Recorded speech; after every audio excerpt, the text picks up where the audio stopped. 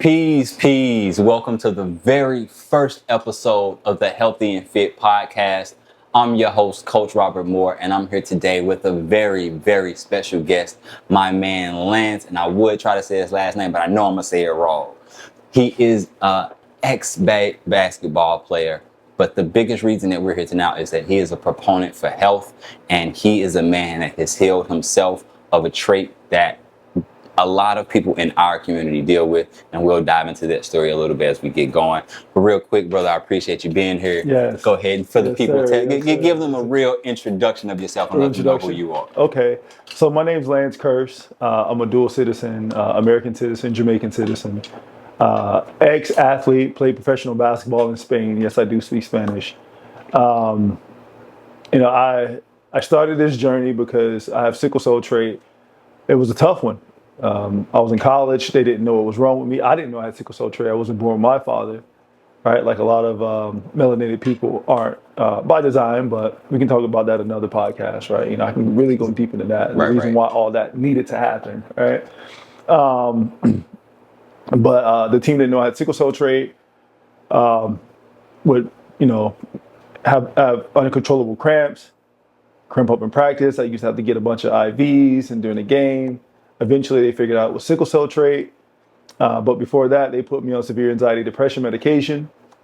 They treated me for PTSD because the psychiatrist figured out that I grew up in the hood, during the crack epidemic. Right. And they tried to diagnose me with all these craziness, but it did a number to my brain, did a number to my head, gave me a bad stigma because when you're on those pills, you're not yourself. Yeah. Started acting out, started going crazy, right? So. Yeah, it's been a journey. I reversed all that. I have no issues. Yesterday, I ran 3 miles straight before I couldn't play 3 minutes before cramping up. So that's powerful that you were able to heal that. And I wanted you to speak on the sickle cell versus me because I had a friend who dealt with that growing up, and so I know how much it impacts our community. Yeah. So once you found out that you did have that sickle cell trait, what were some of the things that you started to do to help you heal that? Yeah. So initially, when I found that I had sickle cell trait, I was 19 years old. A couple months prior, doctors told me I should never play sports again. All right. I'm 19. I'm from the hood. I got no other option. All right. I felt like I was a pretty smart guy. I made the dean's list and all that. School was pretty easy to me, but that doesn't necessarily mean you're smart. Right. But school wasn't where you saw yourself. You saw yourself on the court. On the court or helping somebody doing something. Right. But yeah, I didn't know about the sickle cell, and then once I figured out about it, I started changing up a few things. I had already stopped drinking sodas, and it's college, man. You're a kid, you're doing some wild stuff, right? I stopped drinking soda probably my senior or junior year of high school because I had really bad acid reflux. Okay. I used to take Tums. Yeah, I remember the Tums. Ooh. Yeah. At 16, it was bad. All right. Bunch of issues. I couldn't eat a bunch of greasy things, greasy burgers. Couldn't eat those. So I started switching it up. I didn't eat like candy bars or candy past 18. Okay. Because I started to have pain. I was cramping up. So the less I ate that craziness that all the other kids were eating, the better my body got. Gotcha. Once I got to high school, once I got to college, I started to improve a little bit. I was eating more greens, more fruit. I tell you what, I'm from the South, all right? Fort Myers, Florida. All right, so it's about 2 hours and 30 minutes or 2 hours. From Georgia. No, from Fort Myers. From Miami. Oh, because I'm thinking, once you say the South, because I know Miami is not really considered the South. You know what I'm saying? They don't eat Southern food. This is the Caribbean town down here. But when you think of Southern food, you think Georgia, Atlanta, you know what I'm saying? The baked mac and cheese, candy yams, greens. See, but listen, it is that though. Because my grandmother comes from Macon, Georgia, Georgia. Yeah. Marshallville. They only got one stoplight there, right? Yeah, it's one stop. If you blink, you through it. It's over. It, right? But I'm from the South, and our culture was the South. We got everything from Georgia. Mm-hmm. Everybody in my family, Georgia folk. Yeah. Right? On my mom's side. My dad's side is the Jamaican side. So we can get to that. So you got the Caribbean and got you. Yeah, and my granddad Geechee. Gullah Geechee, South Carolina. Yeah, right? that's why you ain't got to. Yeah, yeah, Geechee. So I'm mixed. I'm gumbo. yeah. I'm gumbo.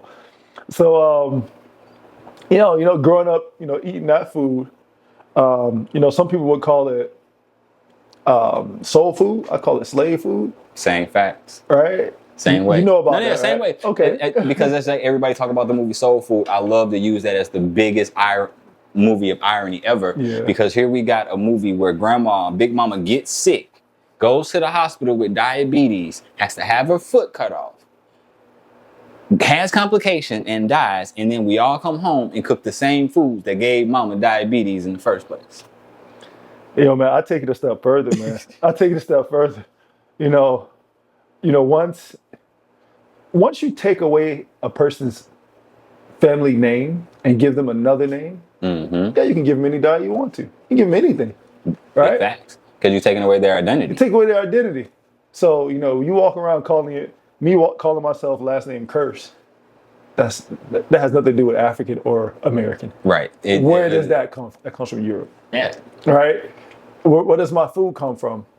Not necessarily Europe per se, but the style of diet. We're eating based off of the biology of a different subset of people. Or region of the world, yeah. Right? We're not supposed to... Listen, I'm not saying that people are... it's not a racial thing. It's just a natural selection thing. Natural selection doesn't discriminate. It's a biochemical thing. Yeah. That's it. It doesn't have to be racial. It's a biochemical thing. You can look at a person that has a paler skin than I, and a person with a melanin, and they have different biochemistry. Yes. Henceforth, the things that our bodies need are going to be different. Completely. It means we can't eat the same way. And for us in America, we are been conditioned to eat the standard American diet, which wasn't designed for any of us. Even It was the pill. exactly. It was designed for profit. Yeah. The food industry, the drug industry is strictly profit. I'm not against people. I'm against the industry because the industry is it's always profit over people. Yes. And so they look to get the maximum amount of profit out of the little amount of dollar that they can put in, because you got the same products that are sold here that are sold in other countries, but the ingredients are completely different. Completely different. Because in those European countries, those African countries, the ingredients that are allowed here in America are illegal. Illegal to put in the food. Illegal. And so that's why I'm glad that you brought that up, because that's a huge part of what I want a lot of people to understand. Healing starts with what you put into your mouth. That's where it begins, because most times if you have healing to do, it's because your body is showing symptoms of dis-ease, not disease, Not at ease. Right, not at ease. It's at dis-ease, not at ease. I love it. I think I'm going to have to add that. You preach it right now. I'm going to have to add that. You preach it. And so because you're eating foods that put your body in a disharmonious way, you're showing symptoms, which is dis-ease, i.e. not at ease. Mm-hmm. But when you feed it what it needs to be actually feed the cells, then you don't have the symptoms of dis-ease. So I know some things are genetic. However, it typically takes something in the environment to trigger that cell or that recessive gene to actually activate. Because I know sickle cell is one of those traits that is something that's genetic. It's not one of those things that's passed down through eating. Absolutely. Now, diabetes, heart disease, some of these things are passed down because you eat the same. Down. Because Habits are passed down. That's going back to where I think that's where to bring it back full circle, where you're talking about inherited habits. Those habits that came down from Macon and from the Gilligoochee and from the Caribbean, those slavery and all that. All of those habits are things that we've built our culture on. However, those are not what's our culture, because our culture is living in nature. Our culture is doing the most natural thing to bring our body back in balance with nature and with itself. Yeah, because only nature heals. It doesn't kill unless you don't agree with it. Then it'll wipe everybody off. Then it'll give you a disease and just come around and just kill everybody because you're not living right. And nature's like, yo, listen, man, you're taking up too much space. You're doing too many things wrong. Here goes another hurricane. Here goes another disease. Here goes another this. Here goes another that, right? Yeah, so when you think about it, all of the natural disasters, and we call them disasters, all of the natural occurrences that happen, is the earth cleansing itself. Yeah. The same way our bodies cleanse itself. And I always bring healing to the individual from when they was a child. So think about when you were a kid, right? Yeah. You fell, you scraped your elbow, got the little scrape. You know what I'm saying? A couple of days of the callus over. And as long as you wasn't like me and picking at it every couple of days, it healed right. Absolutely. You didn't have to consciously think about it doing any healing. Absolutely. The cells automatically knew what to do. Mm-hmm. Well, what do you think happens on the inside of your body? Yeah. Well, how did that heal? You created the right environment for it to heal, and then it did its own by itself. Typically, you just get out of its way. You ain't even really got to do much. You just That's it. You got to create the environment. Yeah, Keep it dry. Don't pick at it. Now, think about the scars on the inside of your body, the disease. It's the same thing. Your body healed itself here. Same thing it's going to do on the inside of it. Yeah. As long as you create the right environment. Absolutely. You remove the acidity. You remove the additional mucus, you remove the inflammation, because if the body is so inflamed and it's trying to fight everything, it doesn't know what to really fight. But, let me ask you a quick question. And this is what most people would probably be thinking. Yeah, but how long does that take to do that? Like, how much work do I got to put in that? Does that take away from my life? Like, I want to watch TV. I want to watch Netflix. I want to go out and do the fun things with my friends. Like, how can I actually adds to your life for you to be able to go out and do the fun things with your friends, because now you have the energy, you won't have the lethargic feeling, you'll have the less aches and pains and less weight to carry around. Mm-hmm. How long will it take you? Depends on how far along you are. However, within 7 days of starting a juice fast or any kind of fast or detox, you're going to see your digestion increase, you're going to see your energy increase, and you're going to see your brain fog decrease. You're going to get some mental clarity back. Mm-hmm. So that's how quickly it can happen for you, especially when you are focused on eating whole foods that come from plants. Now, I want to bring it back to you for a second, because you said that you were able to reverse the sickle cell. So this happened after college, I'm taking. Partial during, then mostly after. Gotcha. Right. So what was the spark that had you say, okay, this is the direction I need to go in order to see a change in this with my body? So for me, believe it or not, it started out with synthetics. Right. This goes against everything that I speak about, but I had to go through that to get to where I'm at. Right. It's your journey. So I started out taking citrulline malate. Citrulline is a precursor to arginine. Arginine is a precursor to nitric oxide. Right.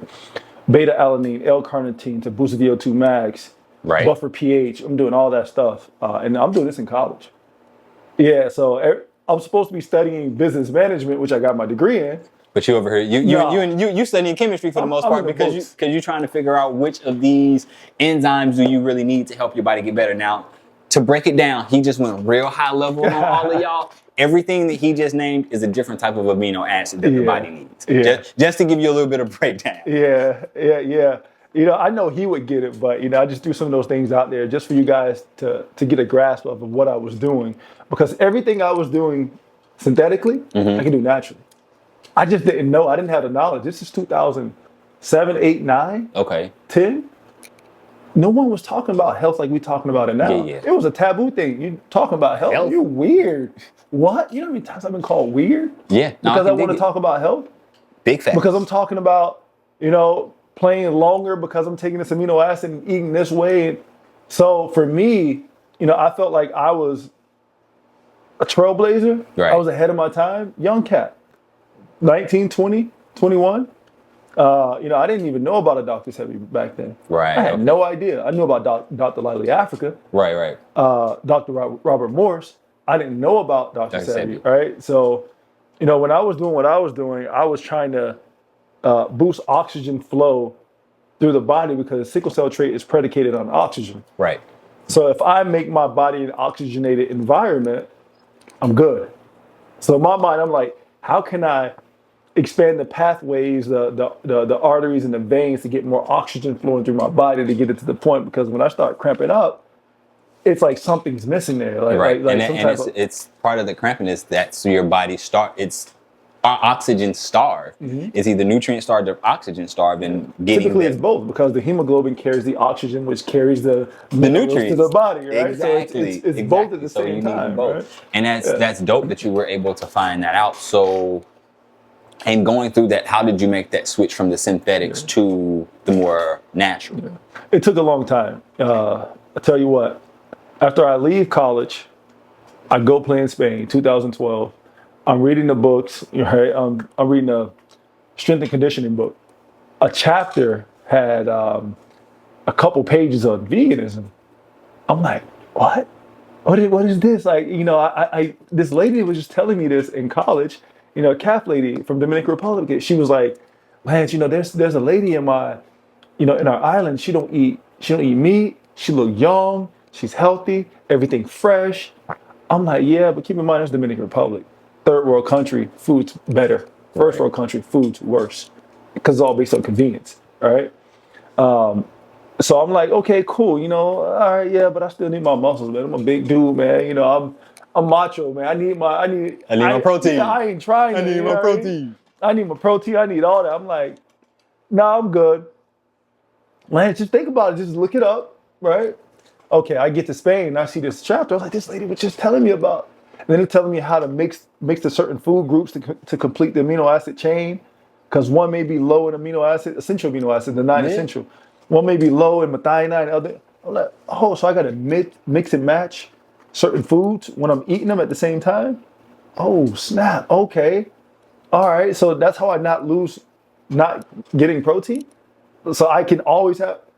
Oh, so protein really doesn't necessarily come from the animal. It comes from the plants and how you mix them, right? Yeah, a cow has 4 stomachs because it needs to eat grass, right?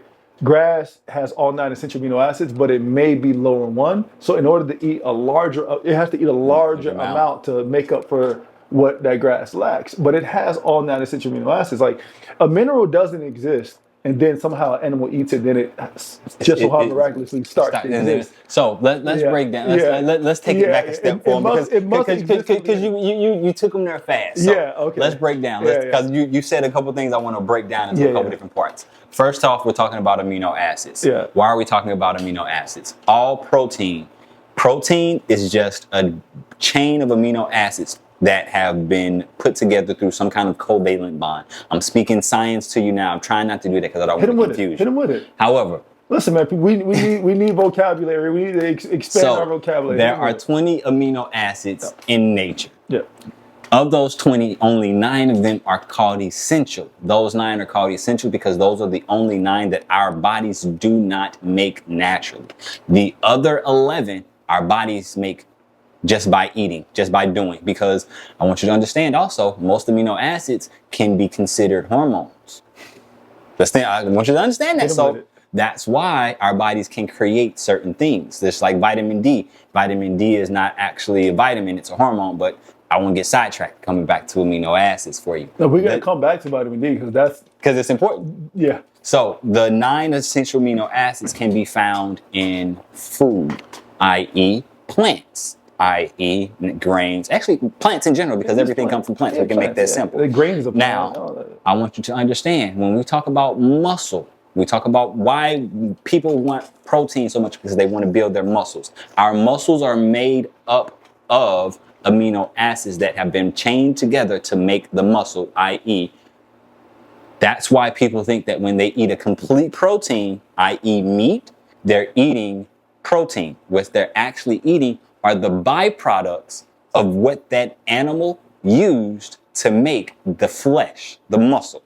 Because that's all muscle is. It's a chain of amino acids that have been binded together to create this particular block of flesh. Yep. And so when you eat that block of flesh, your body has to break down everything back into its amino acids so that it can rebuild the amino acids that you need to rebuild to make muscle, to make eyes, to make hair, because the protein that's needed to make hair follicles is a different protein that's needed to make skin follicles or new muscle. So the best way to get it is to eat the amino acids from their original source and let your body make it up, and then you don't have to get the secondhand stuff, which is what you get when you eat animal anything. And to think about it, I want you to think about it like this. Physiology. When you look across the animal kingdom, the animals that you eat for flesh, which of those animals eat another animal or eats another flesh? Cows don't eat flesh. Pigs don't eat flesh. Chickens don't eat flesh. Turkeys don't eat flesh. Goats don't eat flesh. Oxen don't eat flesh. For my folks who like oxtail, as you know, it's just a bull's tail, right? But never. We get what other thing? We got shrimp, lobster, crab, all of these things. None of these things eat flesh, except the bottom feeders. Some fish. Some fish. However, but then that has most mercury. The bigger the fish, the more the mercury. Exactly. So, yeah. So, but when you look at it, none of the animals that you eat for meat eat meat. Yeah. You want to know why that is, though? My theory. Because they don't eat it. Because animals get sick too. Makes sense. So why would you give someone an animal that eats other animals? Because it's going to get sick. So if they happen to eat a sick animal, that whole chain is creating sickness. Yeah. Right? So plants don't really get sick like that. I know they talk about the oxalates and but that's chemicals, but plants don't get sick. Plants get disease and die. They get fungus. They get bacteria and then they die. And then the animal knows not to eat that. Exactly. Right? Yeah. So that is insane. So yeah, animals get sick. So they're not going to feed you carnivore animals. But if you are saying, hey, meat is king and meat, well then therefore go kill the lion, because that's the king of the jungle. That's the best meat, right? But then on top of that, let's take it a step further. Why would you eat the arm or the leg of a lion? Just eat the heart. Is that where the minerals concentrated? The spleen, the gallbladder, all the inside organs. So when you see a lion eat an animal, it's eating that stomach, because that's what it's eating. Organs, because it needs the actual minerals. Yeah, it doesn't necessarily care about the arm and leg. They let the scavengers eat that. They want that good heart, the brain, the copper, the magnesium. They're also eating the part that are going to have the most bodily fluid.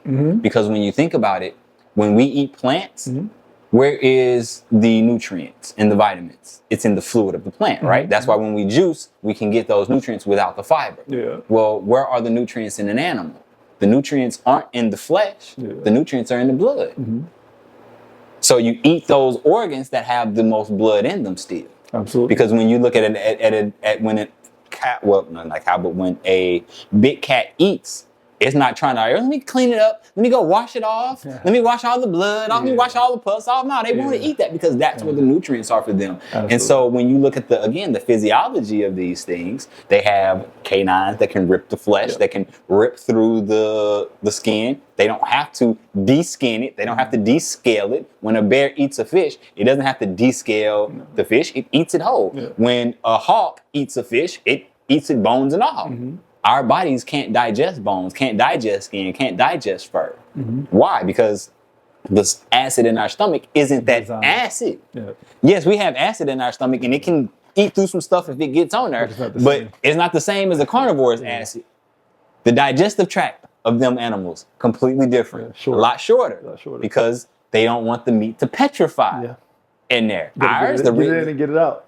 That part. Get in and get it out. Less disease. So we weren't designed to eat it, and that's huge. Yeah. So you started to figure out that you can get all of these different nutrients from a plant-based source and not just going with the synthetics. What was the big breakthrough moment for you? So after I started, doing you got watermelon juice here, watermelon rind, the white part, citrulline, right? So citrulline malate, bring it back to the citrulline, the white part in the watermelon. That's for the nitric oxide. Nitric oxide was probably originally the biggest breakthrough, right? Tandem that with what I'm going to say next. Nitric oxide production, endothelial function to allow for your blood vessels, the blood capillaries to open, vasodilate. That's to ensure that everything gets to where it's supposed to get throughout the body. Whenever you stop a flow of something, there's a disease in that area, right?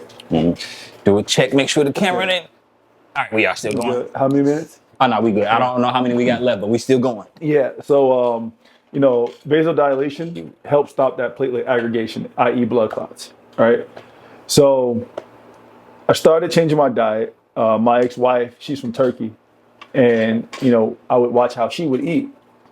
She would go couple weeks without eating meat.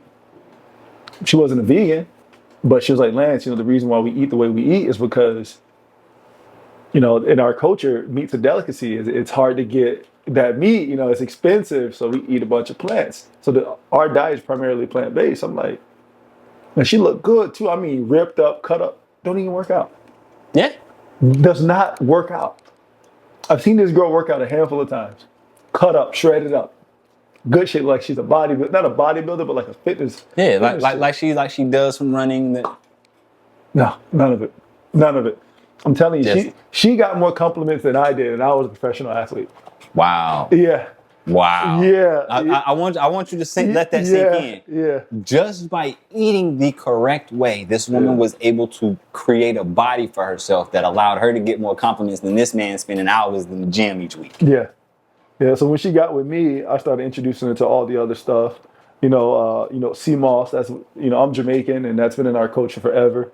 Sarsaparilla, same thing. Because I started taking this stuff when I was like 12 years old. I wasn't raised with my dad, but my mom always kept me around Jamaicans. So you still had it there. I still had the culture. So one of her friends, his name's Mike.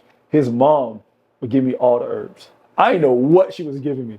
I hit her up one day, like a couple years ago, like 5 years ago. Say, hey, what were you feeding me back then? She was like, XYZ, this, that, and the third, and Cersei and all this. I'm like, that's what I'm doing right now. That's exactly what I'm providing right now, right? That's a full circle moment. But, the big aha breakthrough moment for me was sunbathing. That was the biggest part of my life, man. Okay. The day I started sunbathing, the day I started, getting vitamin D, because I had to understand that what we were saying earlier about the diet. Everything is a diet, the information we get from the TV, the information we get from Instagram, the conversations we have, the food we eat, the light that touches our skin. Our skin is the biggest organ. Big facts. We're pulling in more information in our skin than anything. So typically when, I don't want to take it far as to, telling you everything I do because it may scare a few people. But I try to avoid synthetic light as much as possible. Okay. Right? Because you can't avoid it 100%. Right. Absolutely. You limit it. Dark room, dark house. If I'm in the house, I put on long clothes so I don't let it hit my skin. Right? I do not want it hitting my skin.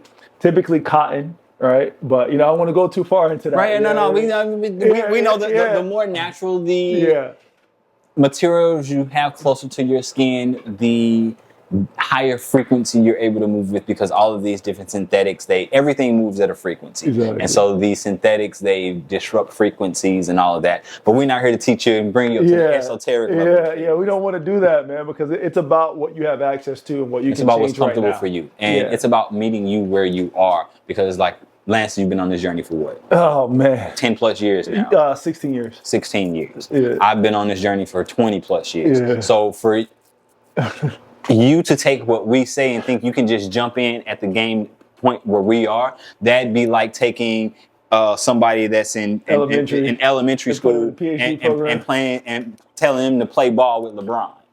It's not gonna pan out. You know what I'm saying? Taking a D1 athlete and putting them up against LeBron. Yeah. He may get a couple buckets in, but for the most part, that game's done.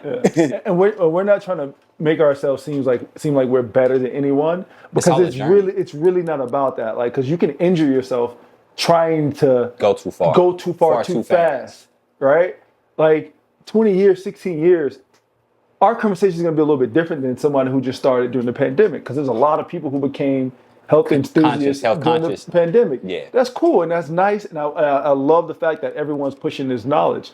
But if you haven't been in it, haven't seen the nuances, the ups and downs, been through the nooks and crevices and all that stuff, it's going to be hard to really because over time you ask questions, right? Because you get to a point. It's a journey. Yeah, you get to a point where you're like, dang, like that don't make sense. Oh, I'm having troubles here. That's because you haven't gotten to that point, because everyone gets to that point of asking certain questions. And you have to figure out what's what from there, because I didn't wake up one day as a whole food plant-based person who eats 80%, not about 70% raw. Yeah. Like that, I didn't wake up like that. There's part of the journey where I did the vegan meats and all of that stuff for a little while, and I was like, you know what?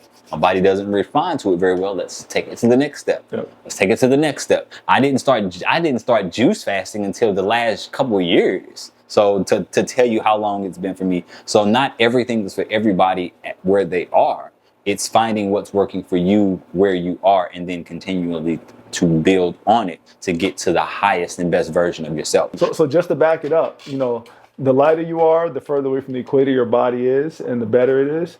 The darker you are, the closer to the equator, and the better it is. And the reason why, a lot of lighter skinned people are far away from the equator is because the sunlight is weaker. Right. So it has to be able to pull in as much. So what you're saying is the darker you are, the more sun you're going to need to produce vitamin D. The lighter you are, the less sun you'll need when you're closer to the equator. But let's use South Florida an example. Yeah, so South Florida if me right and you now, both went out in the sun, since you're a little bit darker than I am, I would hit my vitamin D reserve probably sooner than you would. Possibly, right? Because keep in mind the skin color that your base skin color is like the inside of your arm or like your underarm, right? Got you.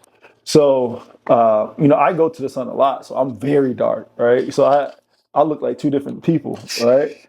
But yeah, technically, so if let's say someone's like, let's say you have a 1 to 6 scale of skin color complexion, 1 being the whitest pale as you can possibly be, 6 being as dark as you can possibly be. There's no such thing as black. It's either light dark or dark brown, right? It's always a color of brown. There's no actual black, right? Except for the hair and the follicles. But so right now in the summer, that very dark person may need about 45 minutes to an hour.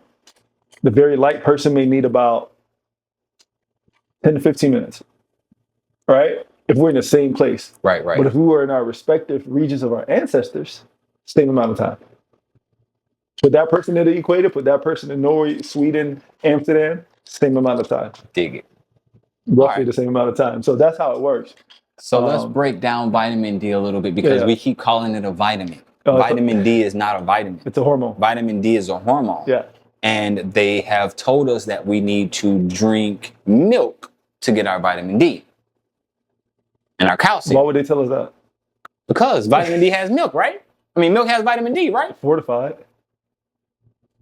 I'm glad you said that word fortified because that's I brought it up. Yeah. I brought it up. I was teeing it up. Yeah, you already know what time it is. I come to find out you can't put vitamin D in milk because it's a hormone.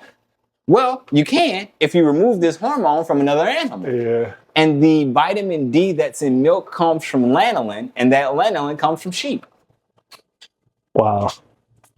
I didn't know that part. I knew it was fortified. I didn't know where it was from. It comes from the lanolin that is extracted from sheep. And so that just goes back to the misinformation that is fed to people. Because we heard this whole time, we're growing up thinking vitamin D is an actual vitamin when it's a hormone that your body can produce as long as you give it the right environment. And it needs direct sunlight to produce it. Because none of those other animals produce vitamin D like that. It promotes lanolin, but that's a whole different hormone. Yeah. Because it's not a vitamin. So really breaking things down and taking a step back to re-educate people on what's real knowledge and not this fantasy, because a lot of us were taught from the food pyramid. Mess off. And now it's a little circle on a plate type of thing. But either way, just from the inception, we've been taught incorrectly about food and what food is really meant to be. So in your opinion, what is food supposed to be for? Food's supposed to be for health, to allow you to live a sustainable, healthy life, to enjoy life, to keep you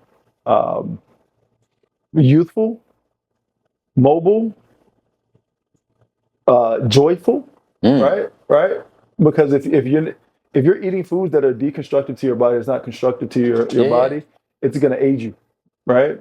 It's gonna rob you from your happiness, right? So it's gonna take away a lot of the essence of who you're supposed to be as a happy, individual, mobile person, right? It takes away that. I sum that up as quality of life. Quality of life, yeah. And those are the aspects of the quality of life, right?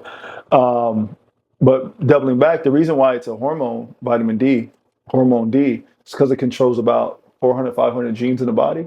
So you're not really you. You're not fully who you are supposed to be if you don't get vitamin D. Right? So another thing about that light is it creates serotonin, right? If you live above the 35th parallel, not the 37th, the 37th is the Macy-Dixon line. The 35th parallel is where the subtropics stop. If you live above it, you tend to have a seasonal affective disorder. It's called SAD, right? You get anxiety, depression. When when summer's gone, fall comes, winter. I know it all too well, especially my people up in the deep Midwest or the real North Midwest. Yeah, once the sun is gone, it's over with. It's gloomy. That's where everybody walking around sad faced and angry and mad. And you step on my shoes, I'm gonna do something to you, right? But that lets you know those people aren't designed to be there. Their skin is too dark, right? That dark skin is designed to be between the 23rd parallel and the equator, or the other 23rd parallel. So the subtropics, the Tropic of Cancer and the Tropic of Capricorn. That's where dark skin is designed to be at. All right. Anything above it, cool. Anything below the 35th parallel, the subtropics, okay. You want to be closer. But when you're in that 23rd.5 north latitude and 23rd.5 south latitude, the Tropic of Cancer and Capricorn, you're flourishing all year round. You got watermelon all year round. It's not seasonal at that point. It's year round, right? So me knowing that, let's say South Side Chicago. Well, I'm looking at a group of people who body is not designed to be in that region. So of course they're going to have more, possibly, because you can never really know what's going on because you don't know who's controlling what behind the scenes. Right. But they can possibly have more mental issues than people living in the South because they're sunlight deficient. So yeah, you're going to be more angry. Now you're sunlight deficient, you're nutrient deficient, you're sleep deficient, and you're dehydrated. Wow. Listen, if you're 2% dehydrated, you're more likely to your brain doesn't work, your cognitive function doesn't work. So if you're 2% hydrated, when you're 2% dehydrated, I think it says that you lose like 20% of your brain functionality. Yeah. So just 2%. Just 2%. Now, if you sleep deprived just 1 hour, it increases your risk of heart problem or heart disease by 20%. Yeah. So depression, anxiety, all of these things can be attributed to the foods that you're eating, the lack of hydration, and the lack of sunlight. Then lack of sleep. You're working, you're stressed, you're trying to make that money. So I call it the 7 natural doctors. The sun, air. So the air quality is terrible. Yeah. Water quality. So you know what happened in Flint, Michigan, right? If I need to affect you and make you, and I need to hurt you, I'm gonna affect you 7 ways. Yeah. I'm gonna mess up your diet. I'm gonna tell you not to get sun because I'm gonna tell you, oh, you too dark skinned. Yeah, we're not gonna give you the opportunity because you're too dark. And then you're gonna have the people in your same family telling you, oh, he too dark, right? And we're gonna favor lighter skinned people, but that's another story. That's a whole other plate. If I mess up your water, your air, your exercise, your sleep, and then I teach you how not to manage stress. I teach you to listen to rap music, kill music. Listen, not all rap music is bad. But if you listen to music with bad messages or movies with bad messages or just perpetuate the things that slave owners put you in, to perpetuate the story, right? Because they created a provocation of how to create a ideal slave, right? You take away their identity, make them feel inferior. You do all these things, and now we're still perpetuating these silly things that the slave owners came up with in the 1800s by saying our last names and eating the same foods. And I'm not against certain religions, but anything given to me that wasn't in love, I don't accept. Right. I know that certain things that I still have in my DNA right now or in my software, it wasn't given to me in love. So I know for a fact I'm an Android with iOS software. So I have to look myself in the mirror every day and say, nah, listen, I'm about to put this Android software back inside this Android, right? Because that's not who I am, right? My name is not Lance Kearse. I don't know who gave me that and where that came from because it wasn't given to me in love, but then I don't accept that. That's not a gift I want. That's a $20 bill crumbled up, stepped on and thrown through the sewer. Now you give it to me. You throw it at my feet and make me pick it up. Right? That whatever religion, whatever food, whatever customs, whatever everything, I don't want nothing to do with any of that. And I'm not saying that. I know it sounds like I'm speaking passionate, but me personally, I'm speaking from understanding. I'm never going to be that guy. You're going to give me something in disrespect and me turn around and love it and praise it and sing a song and do all that. No. You gave me something out of disrespect. I'm going to no thank you for offering, but I don't want that. That's not for me. Right. And then you find right? trail your own. So I reverse everything. I don't like, yeah, I say my name's Lance Kearse, but in my mind, I'm like, my name is Lance. Slave owner Kearse gave me this last name. I don't, because you're casting spells on yourself every day. If you're pronouncing your last name, telling you yourself that you're a slave owner, like you're property of a slave owner. And that's what your last name is, a property of a slave owner. You get rid of that name and you know, you may not have to get rid of it on paper, but you get rid of it in your mind knowing, hey, this is something given to me and at my detriment. Right. And that's where it's really just going back to identify more than just with yourself as this body, as this brain, because you're neither one of those. Yeah. You're not the body, you're not the brain, you're not the thoughts you have. You are the observer of all of these things. You're the consciousness within this body, and this body is just your vessel to help you go through this earthly journey this time around. And hopefully you learn a lesson so you don't have to go through it again. Absolutely. Absolutely. And that's all I'm trying to do. I'm just trying to reverse perpetuating cycles that I see didn't work. Right. You know, I grew up in the ghetto and saw a bunch of people die of cancers, diabetes, and all that stuff, heart disease. And I'm like, nah, something's up. Yeah, something's gotta be up. Something's up, man. So I don't know why these people died and everybody, and we still doing the same things. But I'm switching that because I don't have to disagree with nobody's life. I'm not going to disagree with anyone's God or anything. But I know the history of Africa. I know about the Almoravid Empire, the Mali Empire, Songhai, Benin, Gao, Kanem, Kush, all that stuff. You know, I know about all that. And I know the existence of certain things. When they came into play, that's when everything went down. And I'm like, nah, I'm good. And then they tell me that my ancestors are not going to be in heaven because they didn't practice a certain religion. I'm good. I don't want to do it. I don't got nothing to do with that. Right? Because before that religion was there, we were already in America.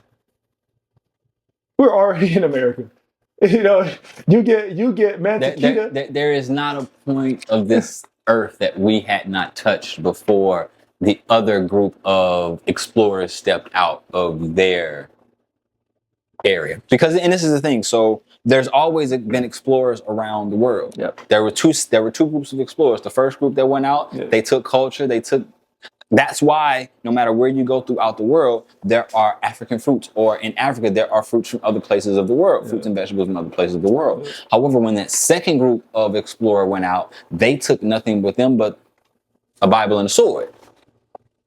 The 3 M's: the militia, the military, and the mercenaries. Missionaries, that's what it was. Missionaries, yeah. So whenever I see those 3 M's, and I'm like, okay, I see what's coming. I know what's coming next. You know, because I just had to learn why things are, why I had to not have a father, why certain kids had to grow up in certain environments. Yeah, it's different now because they're putting everybody in classes. It doesn't matter who you are, right? Right now it's about feeding the beast that is capitalism. Yeah. And we don't care what color creed it is. You are a cog in the wheel, good sir. But you know who the guinea pig of that capitalism is? Absolutely. Black people. Yeah. Whatever you do to black people first, then you do to all people. Because you're like, oh, if it can work on them, it's going to work on everybody else. We're going to get them. That Tuskegee experiment, we're going to get them. Right? You know, that COINTELPRO spying in? All of that. You think the Patriot Act wasn't based in? Come on, man. I'm going to go back into it because in order for me to get to where I'm at with my brain, with my knowledge, to think outside of the box, I had to understand what came before me and why things had to happen, right? Listen, evil or not, I don't care. You know what I mean? I just don't want it to happen to me. Right. Whatever happened, I'm not mad. I'm not pissed off. I'm not angry that it happened. I'm okay that it happened, but I'm going to learn every single thing. You think Hitler didn't learn that stuff from the U.S.? And that's where a lot of people don't realize is that a lot of the atrocities that they attribute to certain dictators of the world, they learned it from us. They learned here in the U.S. They learned it. I tell you what, there was a eugenics did not start over there. Eugenics started in the U.S. Francis Galton and Charles Darwin. Oh, I know about them all. Listen. So all of those things that they bring up is kind of crazy. And it's funny. I don't want to cut you off, but Francis Galton was studying the sizes of the nose. The wider the nose, the flatter the nose, the more that person's from the equator, right? Because the more oxygen that they needed to bring in to cool the brain. Because of the heat, right? The further away you get from the equator, these people's noses start to thin out because you need to humidify that air, make it warmer before the brain, and so it can get warm before the hair has to drop to cover the neck when you're in the Neck and cold, ears. and it has to grow up, stay away from the neck so you can cool. They knew this. This is me repeating things that it was called scientific racism. I'm just repeating scientific racism. I'm not mad at it. I just had to study it. That's why I Right. know the nose, hair, and the skin. And why those three things? When I see a certain hair, when I see a certain nose, I can already tell you what type of hair that person's gonna have. Right? The skin is a little bit different. The skin is off on its own because Right. you know skin changes.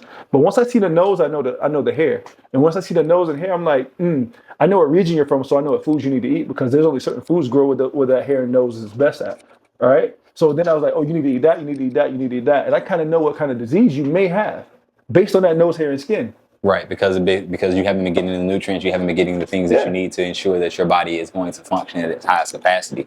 And so I want to bring it back to something because you talked about the seven natural doctors, Yeah. and that is in line with the 5 pillars, what I call the 5 pillars of health. Okay. Then you just added 2. You added the air quality and Water. I already added water. I forget which. Stress management. Nope. Because my 5 are eat nutrient-rich foods, stay hydrated, move your body every day, get plenty of sleep, and have a healthy way to manage your stress. So sun and yeah, the sun and sleep. Sleep. No, sun and whatever the other one was. Air. Air. Yeah, so sun Quality and air. Yeah. So those are the doctors. So for me, you need sun, but to me, that's not a pillar of health because you can't control the sun. Mhm. You can control where you live to some extent. However, not everybody, you know what I'm saying? Like you can, but everybody's not in that position where they can just up and throw it and leave everything like I did. But keep in mind, man, that's And then air quality, we don't have much control over once you step outside of your house. Yeah. So, and that's one of the things I talk about, right? So, air quality. If you are a person of wider nostril, you may want to put an air humidifier in your house, man. In the winters, if you're a person with narrow nostril, during the summers, you may want to dehumidify the air, right? Because you have a narrow nostril, right? Your body's designed to take in a certain amount of air, a certain quality of air. The sun is something you can control, though, right? Depending on the time of the year. So certain times of the year, you get sun even above the 37th or 35th parallel. But you gotta consume as much as you can in your skin because it lasts for 2 months in the winter, right? Because you don't get enough during the winter, so you last you 2 months into it because people die of heart attacks at a higher rate during the winter, during like Christmas and all that time, because the sun is furthest away from that region of the world. So you can control it to a certain extent if you know what you're doing, how much to get it, what to eat before you go on the sun, because vitamin D is fat soluble, right? So certain things you got to eat, or nitric oxide, nitrates, and sunbathing for not. There's a bunch of different things you can do to control and kind of to ramp up and make yourself it's more like hibernation. susceptible. It's like hibernation, right? So the way Black people should hibernate before the winter is to go get sun.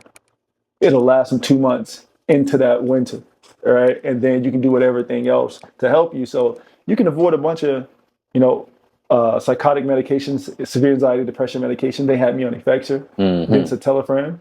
Took myself off of it. Was like, Yeah. I got all this. But yeah, listen, those don't leave out that air quality and that sunbathing, man.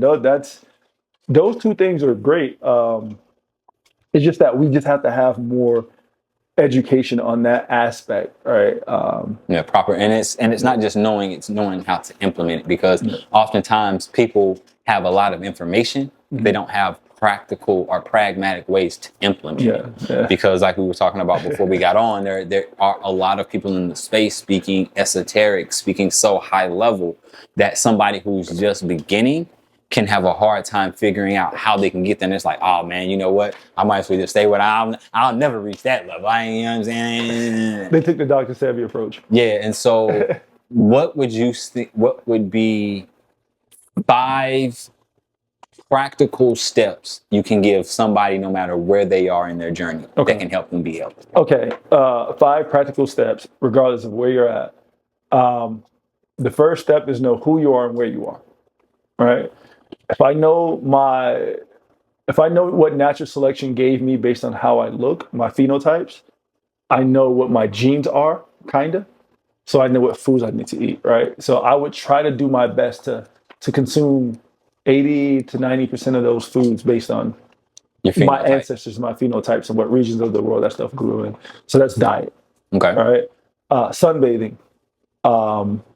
Depending on the time of the year, we would have to go into detail about how long you should sunbathe, depending on your skin complexion and altitude and latitude and all that stuff. But you got to sunbathe. But in general, get out in the sun for 20 to 30 minutes a day. Midday, 20 to 30 minutes midday. Just to give you an idea. At the beginning of the day too, you want that sun in your eyes. Sleep. You need sleep. I know there's a bunch of people talk about, hey, I don't grind. Yeah. But you need to repair your body. Sleep aids in recovering the body. It's like one of the biggest. Sleep is when your body recovers. Yes. Sleep is when your body determines which cells are good, which cells are bad, need to be excreted. Yes. Sleep is when your body actually grows. Sleep is when your muscles grow. Yeah. Sleep is when your body has determined, you know what? We're going to deal with all of this stuff that we haven't dealt with while we were awake. Yeah. So if you're not sleeping, you're not giving your body a chance to flush out the toxins to actually take a step back. For all of my people who are looking to drink sea moss and do all of this great detoxing, if you're not sleeping, you're not giving your body the chance to do it. You're not. That's perfectly said. Like, you got to give your body a chance to do it. But based on sleep, I just want to break down some information, a little bit of, get a little scientific, right? So your body wants to be at homeostasis, right? Homeostasis is just calm. It's cool, right? Well, once you now stress your body, i.e. workout, i.e. work, kids, whatever life throws at you, you go into a point of stress, right? So you're here, point of stress. To get back up, you got to recover, right? Sleep, diet, nutrient-rich foods, all that stuff, right? Water, right? And that's your recovery phase. So sleep is like you say, one of the main parts of that. After you get back to homeostasis, your body goes into a point of supercompensation. Your body wants you to never feel the way it felt down here, so it makes you up here next time, so you can have more capacity to do more work. Your brain get smarter and quicker. Your body gets bigger and stronger, right? Mm-hmm. Because of supercompensation. And then the next time you break it down, it won't get all the way down here, but it may be here. Right. So you go from here to here, and then over time you become a stronger human being, all right? Physically, mentally, whatever it is. So that's why when I tell you that this guy has been practicing, I wouldn't call it medicine, natural medicine. He's been practicing natural medicine for over 20 years. He's here. He's made it all the way up here. Like, you can't compare yourself to somebody like this, right? Not saying that we're trying to make ourselves seem so much better than everybody. We're not. We're just trying to explain to you. Different journey. We're so far down this journey. It's just, and when we hear these esoteric things, we're like, I get it. I understand it. But let's bring it to the everyday person. Yeah. So for a lot of people they say, okay, sea moss this, or you got to cleanse, and you got to detox, you got to fast. All of those things are great. Great. If you're going to detox, I say don't do it for more than 7 to 14 days up front. Like, my 14-day is the limit, because your body is going to be releasing more toxins than your kidneys and your liver can handle. And if you are not prepping and using the right tools for your liver to actually process all of these detoxes, you can cause yourself another problem. Yeah. I watched a documentary where Dr. Gershom, who was a German doctor, he was helping people with nutrition therapy reverse cancer. Well, he was losing cancer patients, not to cancer, but to liver failure. And it's because the nutrition therapy was releasing so many toxins that it was overburdening the liver. Yeah. But he found that using coffee enemas was a way to help give the liver the extra boost it needed to detoxify itself, open up those detoxifying pathways, mm-hmm. so that it can really get the toxins out easily. Okay.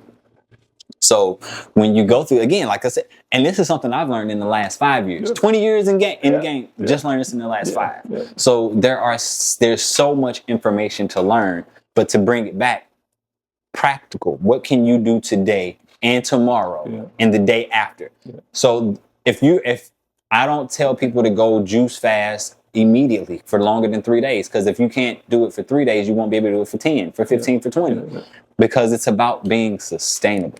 Because if you start on this journey, but it only lasts a month, what good was it? Yeah.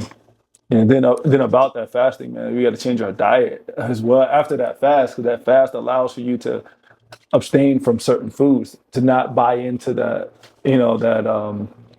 that need of wanting certain things, like not that need of going to your, what do they call it, the candy lady in the neighborhood, right? You know why there's a candy lady in the neighborhood, right? Yeah. Because we come from regions where fruits are easily picked off the tree. Yeah. But now we think that we still need quick carbs, so we go to the candy lady instead of getting the mango off the tree. The banana, some of us don't even live in regions where mango, banana, coconut, all that stuff grows. So we're eating these quick carbs because our body needs. And it's not just that. That's if you notice, the candies resemble fruits. Oh yeah.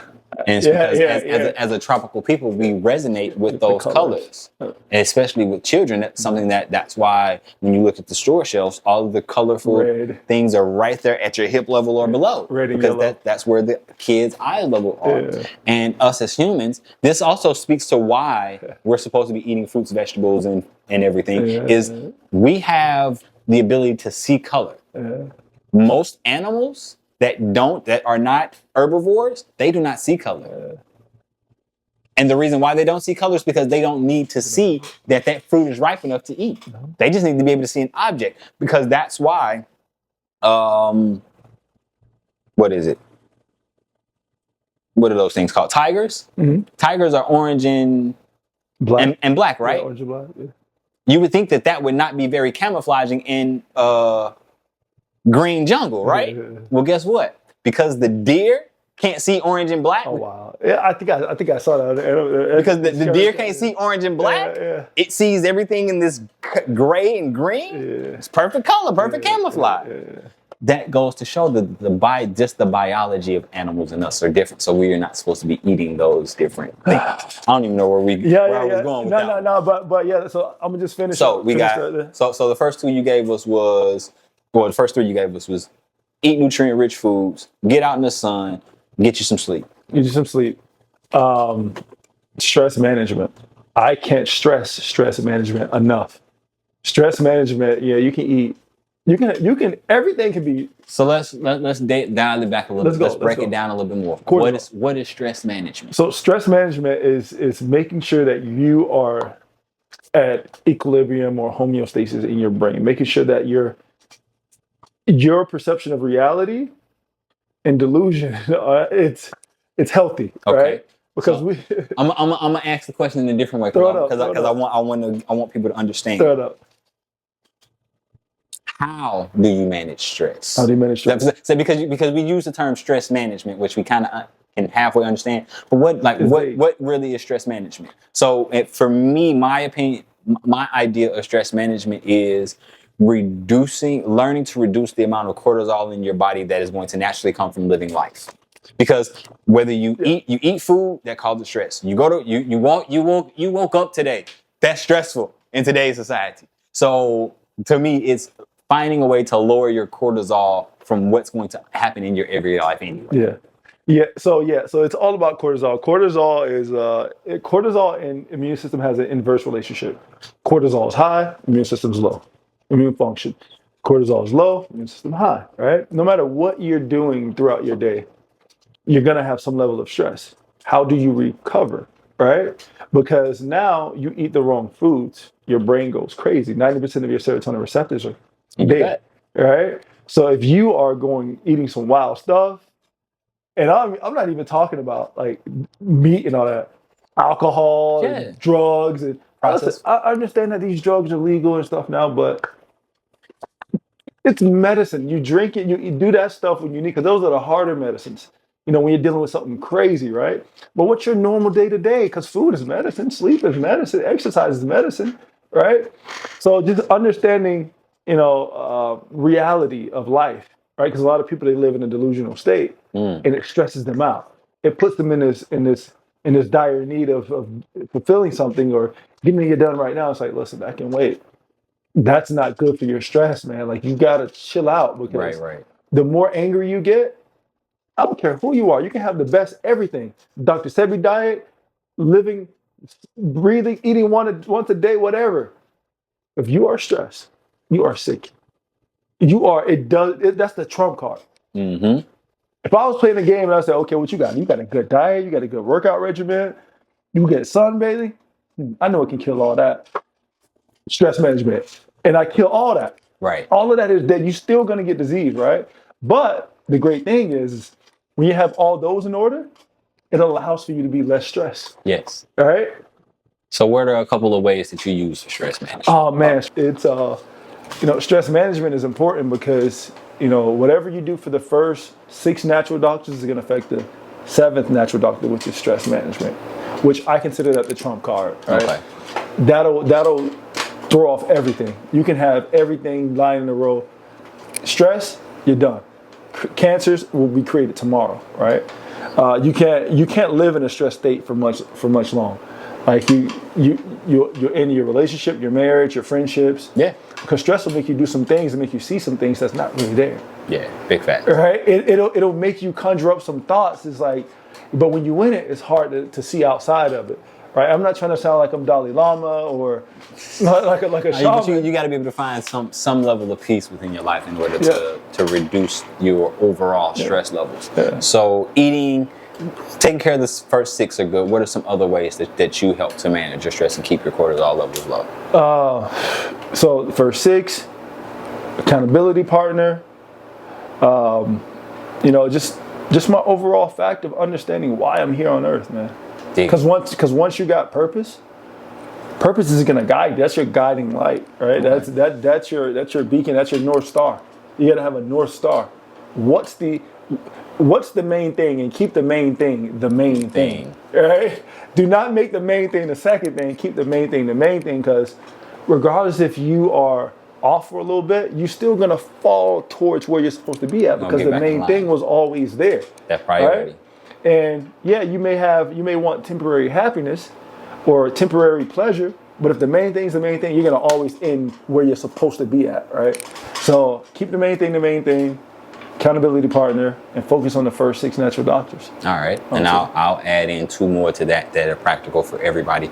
And the first is something that we do already every single day, but we don't do it consciously. Mm-hmm.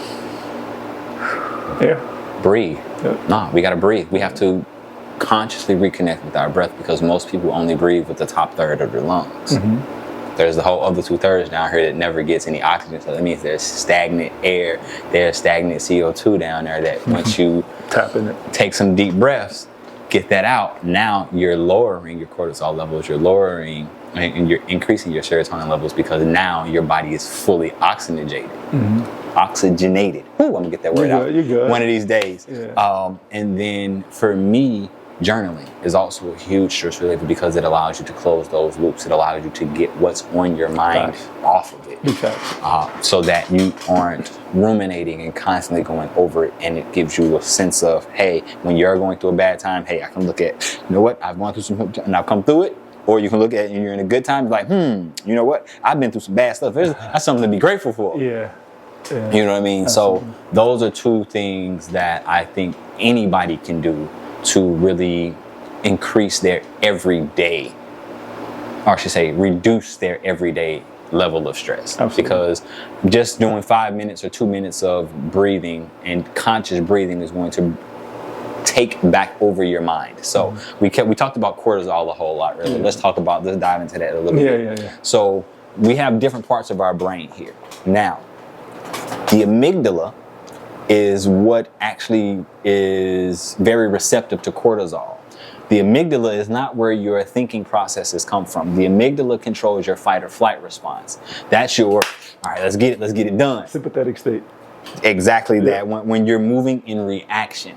Now your prefrontal cortex, the frontal lobes, is where your thinking, your creativity, and all of that happens. Well, when the amygdala is kicked in, the prefrontal cortex turns off. So when you're in high stress modes, when you have tons of stress, you are constantly in fight or flight. You're not thinking straight. You're not actually thinking at all. You're reacting. When you do deep breathing, 4 rounds of box breathing is a breath in for a 4 count, hold it for a 4 count, breathe out to a 4 count, hold it out for a 4 count. Doing that 4 times will take back the amygdala hijack. It's called, and it's the actual term in psychology called the amygdala hijack. When you do 4 rounds of deep breathing exercises, you reset your amygdala and bring consciousness back to your prefrontal cortex. So that's just how powerful breathing can be by itself. Yeah, they say. So you're telling people to get out of a sympathetic state into a parasympathetic state, right? They say, where emotion begins is where logic ends, based on that's exactly what you just said. Exactly that, because as soon as you get over emotional and everything, it shuts down. It goes down because now you're in fight or flight and you're reacting to everything that happens. Absolutely. And so breathing alone is going to bring that back down, and then it helps you with everything else because the more oxygen you have, the less oxidization your body's able to do. Yeah. So that helps to reduce your stress, your oxidative stress, and all of those in between. Yeah, and it releases nitric oxide as well. So my boy Black Airbender talks about that a lot. But the nitric oxide, we know how important it is. Just because. So for those who because we've talked about nitric oxide a couple of different times. Nitric oxide is what allows your veins to open up more and allows more blood flow through your body. So that's why it's important, because the more blood flow, the more nutrients your cells are able to get. The more nutrients your cells are able to get, the higher they're able to function, so on, so on, so forth. What was another question I had for you? So we talked about the food, we talked about fitness. Boom. Yeah. Because for a while you said that you had lost a lot of weight and got skinny when you were going through your sickle cell and going through all that. How did you rebuild your body? Because I'm looking at you now, man. What's your training regimen? What's your eating regimen? And how were you able to put back on your size after you lost it? Yeah. So for me, when I was at VCU, when I was going through the roughest part of it, I lost about 15 to 20 pounds in 3 weeks. So I jumped on campus, 232, 18 years old, benching about 360, 325. Lost a bunch of weight. I went down to like 212, 215. I hadn't been that size since I was like 15 years old. Right? Yeah. No, but I say that to somebody who's right now 130 pounds. Yeah. But you gotta understand. Yeah, I know. But you're 6'9". I started training at 11 years old. Wow. Right. So I had a personal trainer, was training me like a professional. I had no childhood past 11 years old. You know what I mean? Okay. Yeah. I was just working. Like I wasn't allowed.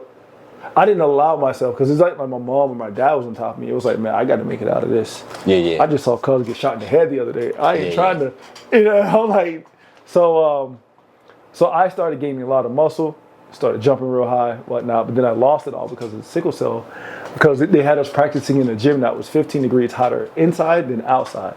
And we're in the summer in Richmond, Virginia. Oh. So it's like it's muggy, right?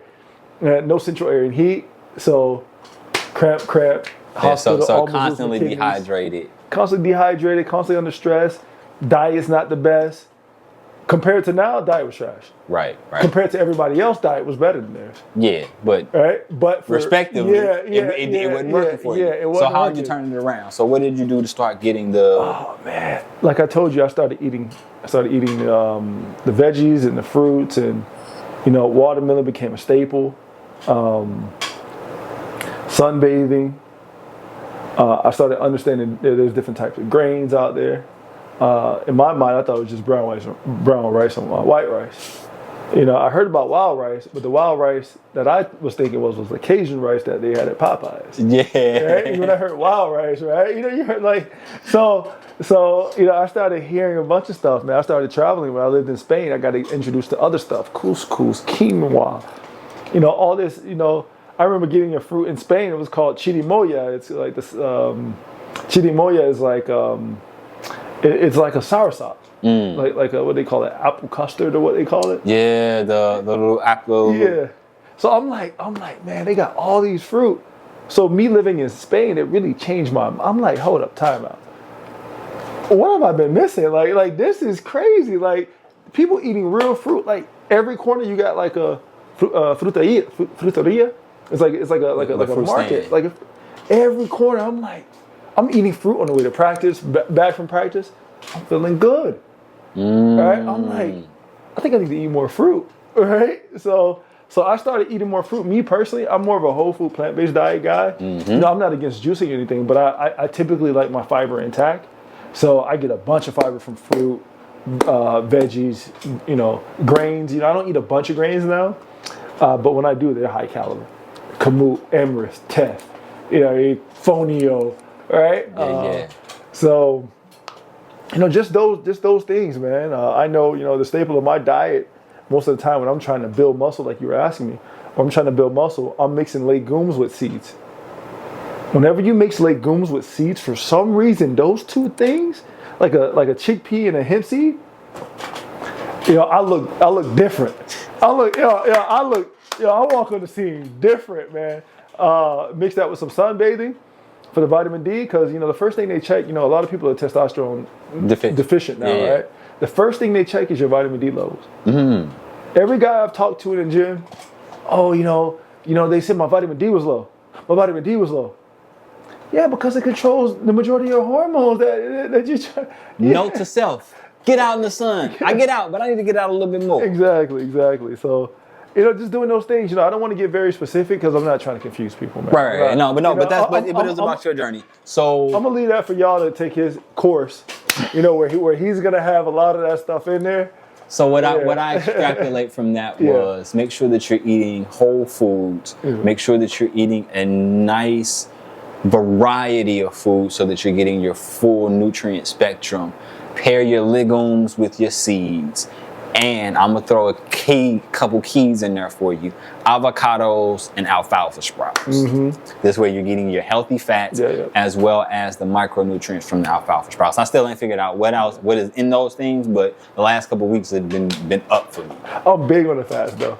It's funny that you mentioned that. So even though I know how to get foods, I know how to get protein, amino acids, I put it in I make a protein powder. I put it, I put pea hemp seeds, right? Because that legume and seed put together. Quinoa, complete protein.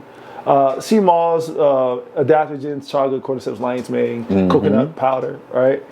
And then cacao, pure cacao, 100%, right? So I have cacao, hemp seeds, right? Those are two good fats. But I even step it up a notch. I throw like a half avocado into my smoothies. Yeah. Right, with the cacao and avocado together, the smoothest thing you ever. Listen, the smoothest. I'm making a smoothie after we get done with this. We gonna put it together. Listen, man, But like you said, the avocado is for real. Avocado, coconut, hemp,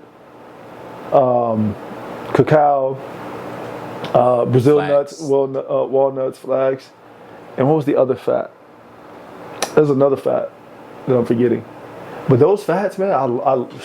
Oh, olives, like not olive oil. Yeah, the whole olives. Yeah. And the reason that we're bringing this back to that is because he brought up whole foods. Yeah. And we're gonna leave it out on this. Yeah. Whole foods give you everything your body needs. Yep. Olive oil, grapeseed oil, anything that has been refined and the fiber has been removed from it, it does not have the same nutritional impact. Juicing removes the fiber and gives you all the nutrients. However, some of those nutrients are left behind in the fiber. So eating as much whole foods as close to their original form as possible is the best way to help your body reach its state of homeostasis. If you need to go through a deep cleansing process, fruit juices, citrus juices, watermelon juices, grape juices. And when I say grape juices, all of these things that you juiced yourself, not going to the store and buying it. All right, let me not confuse you. Those are going to help send your body through a very detoxing and healing process. And then once you've gone through a few days of those, start packing on your dark leafy greens, start packing in your your cruciferous vegetables, and then you're going to see your body rebuild. Why do it in that form? Because fruits detox the body. Vegetables rebuild the body. So if you are in a space where you already have a lot of dis-ease or tapeworms or certain things going in your body, eating tons of fruits and vegetables are going to feed that thing and allow it to grow versus having the citrus and the fruits that are going to help kill it and remove it from your body before you start to rebuild. So just for those who are looking to start. because no matter where you are, you can start there. Start where you are with what you have. That's it. That's all it takes. You don't need to have CMOS. You don't need to have bladder wrack. You don't need to have SAS. You don't need all of these things. You need to stop eating the foods that are causing you the problem. One. The first, and I always put them in this order. One. The first thing that's causing you a problem is processed foods. The second thing that's causing you a problem is dairy.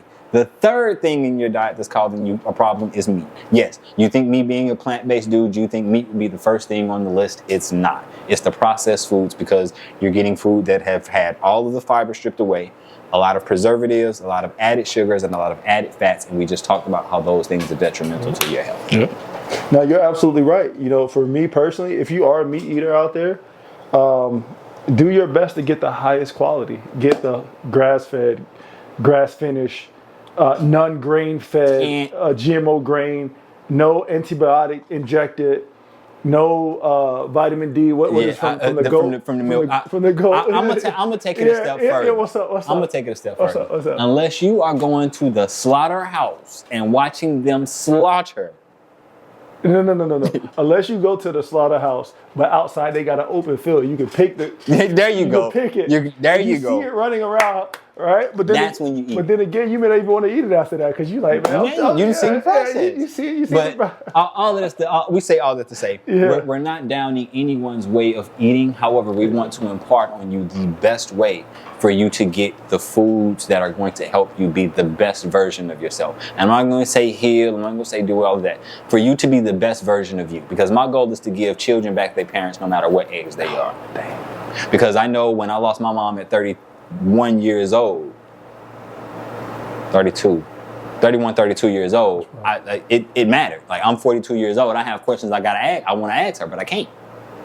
So just don't think that you being a parent ends when your child turns 18. No. That your job is done, because you stay a parent until they no longer need you. They need your knowledge, and they need you forever. Yeah. So I say that to impart upon you to be the best version of you, not just for you, but for the next generation, because what you do, they learn. That's why we always say, eating this way was hereditary, or the disease was hereditary. No, eating that way was hereditary, and it's up to you to break that chain. You can start something new. You can be that new influence. And you cannot be the best version of you, whether it be a mother, father, spouse, brother, uncle, cousin, whatever role you play, if you can't show up. If you can't show up with your full energy, if you can't show up with a clear mind. Like we said, just being 2% dehydrated, 1 hour sleep deprived is going to have you running on less than 50% of your maximum capacity. So taking these small steps to make incremental changes in your life, something that you can start to do and stay with consistently, is going to be imperative for you to create the quality of life that you want to have as you get older. The best ability is availability. Ooh, we're going to have to put that on a t-shirt, man. All right, brother. Well, I appreciate you coming in, sharing your knowledge, sharing your story. Until the next episode, you all, I bid you adieu. Till next time, live healthy. Peace.